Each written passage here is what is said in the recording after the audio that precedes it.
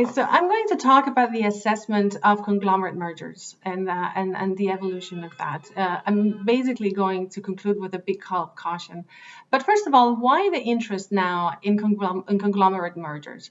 What we see is an increase in the complexity of the products that are currently offered on the market. Increasingly, products require more technology, different features, complementary items added to them.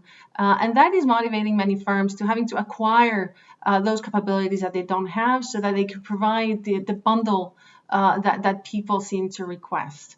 That together with so that has motivated conglomerate mergers, which also has motivated the appearance of very large firms, very powerful firms. And so the regulators are now wondering, is there something they're missing? Is there market power that is being created that they should be paying attention to? And so what we see is an attempt to develop new theories that would motivate more scrutiny and potential intervention. Conglomerate mergers were always hard work in the sense that typically they're addressed with tying and bundling theories of harm. So the idea is that firms buying two products that are not in the same value chain of production but are complementary are able to tie the sales together and therefore in a way quote unquote force some sales on consumers. That can benefit the customers that would like to have both products because they get them normally cheaper. But it hurts the people who only want one of them because then it increases the price or the options for them to get the exact products that they want. So that theory was attacked by the Chicago critique, as we know, that said, well, if you have monopoly in one product, there is no need to tie. You can extract all the rent. And so this theory doesn't hold. But as we know, also Winston in 1990 showed that if the tied market is not fully competitive, there are incentives and possibilities to use tying for foreclosure.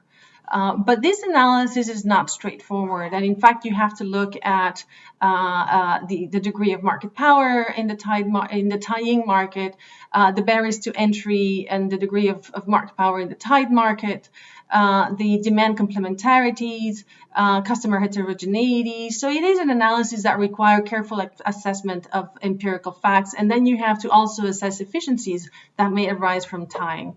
So those are not traditionally case-by-case analyses that require the validation of many hypotheses for the theory of harm to hold.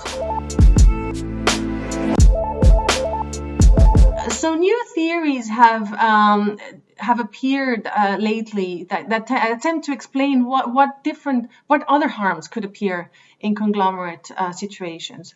One of them is bargaining theories that we've seen in horizontal mergers, but are being applied also in conglomerate mergers.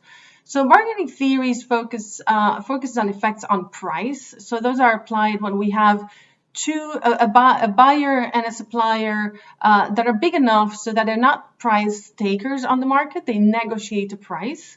And those theories, the bargaining theories, claim that a merger can increase the negotiated price. So it's not a harm or foreclosure. It's just a price effect. Theories of harm look normally at the bargaining power of the parties, and then they look at, so they see the price as the effect of bargaining that is determined by the cost of not having that transaction, both for the supplier and the buyer. So if the merger decreases the cost of not having the transaction for the supplier or increases the cost of not having the transaction for the buyer, then the merger will have a negative effect on the price. And so the assessment of those theories also require, those things will happen, a careful assessment of facts.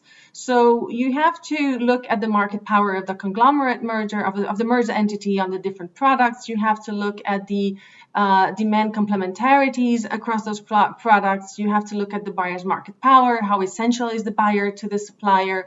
You have to look at the preferences of the final consumers. So again, we're in a world where you have to show step by step the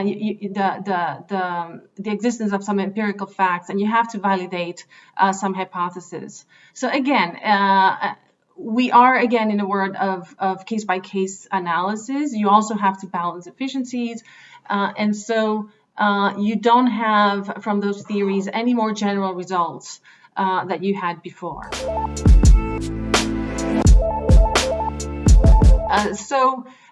Besides bargaining theories, you also have some innovation theories. So that look at the impact of the merger on the incentives to innovate in the market. The application is a bit less straightforward than in horizontal mergers, but it's still possible.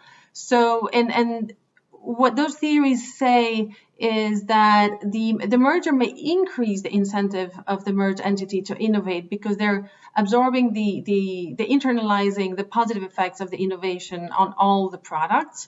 But it's significantly raising the incentives to innovate for competitors, because now you have to be successful in a whole range of products. You need a lot more coordination for the innovation if you want to enter the market, which makes it more difficult, more costly, less likely, and therefore you have less entry, which over time hurts innovation. But again, those theories are relying on a series of assumptions about the products themselves, the innovation complementarities, the demand externality across products, how much really do you need to innovate all of them at the same time. Again, the same classical issues of market power among the products, and also the nature of innovation. Is it a gradual or a disruptive innovation? And again, balancing for compensating efficiencies. So we're in a world, yet again, case-by-case analysis and no general result. So we find ourselves with not much more progress or certainty surrounding conglomerate mergers.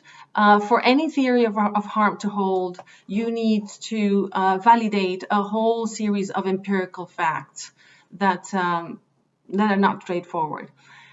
Now, I want to address one last issue. There has been a tendency to try to apply conglomerate framework to digital ecosystems and digital platforms. The parallel is say, okay, by tying and bundling could be assimilated even to could include issues of self-preferences of some products on some platform. There is, for instance, in bargaining power, one could say that adding more products on a platform makes the cost of no engagement by a user a lot higher, and so they lose their ability to shop for options. One can argue also that adding more features on a platform hurts the innovation on the market. So I would argue here that this is not, even in the case where we assumed, the framework of separate products that were added in a discrete manner on the platform, there is no reason to think that that we can in this case apply any general results. I think that the analysis would still require the analysis of the platform market power in the different products, the impact of self-preferencing, the demand complementarities by the user. Is it true that the cost of no engagement increases? Do we have user heterogeneity, and how does that play out? Is the innovation gradual? Is it disruptive? How does innovation spill over the different products? And importantly, what are the efficiencies of having different products share a platform element? And so in this case, although the temptation has been to have very strong presumptions that assume the harm, I don't see any reason why those presumptions should be there, and why a similar case-by-case analysis is not applicable in this case. Particularly, I would point that in digital ecosystems, the economies of scope and scale are very, very strong, and the innovation seems it's very often disruptive, and the products themselves. It's very hard sometimes to say whether they're complements. Sometimes they're inputs to each other. Sometimes they're complements. Sometimes they're substitutes. We don't have very good boundaries or very good linkages among the products and the platform itself. And so the environment is even more complex and complicated than in normal conglomerates.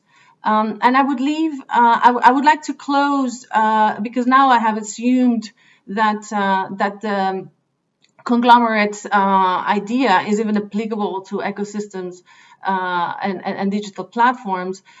So on my slides, if you've seen them, I close with a snapshot of just an Instagram page. And on that page, what you see is on the same page, a social feed, a messaging application. You see advertisement. You see a shopping option, a buy now button. You see stories, video, content tabs. And so my question is that, are those separate products? None of them would exist absent that platform, absent the Instagram platform in the shape that they exist. Not the experience could not be replicated anywhere else but in this integration. And so I'm just questioning here, is the conglomerate model really applicable to digital ecosystem? I would argue that no, we're in a completely different world here. We're dealing with a different type of activity, but I leave that open for further discussion.